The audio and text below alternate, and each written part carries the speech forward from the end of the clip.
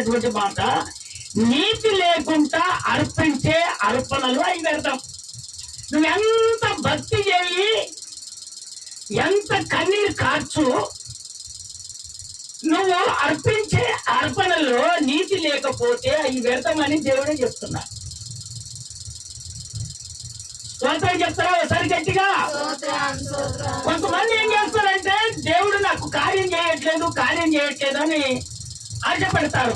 దేవుడు బిడ్డలారా, మన దేవుడు ఆశ కలిగిన ప్రాణాలు తృప్తిపరచడానికే ఈ భూమి మీదకి వచ్చి,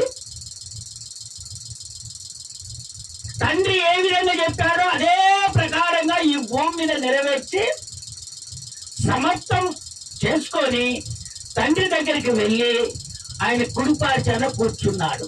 స్తోత్రం చెప్తారా ఒకసారి గట్టిగా? ఇంకొకసారి గట్టిగా చెప్తారా?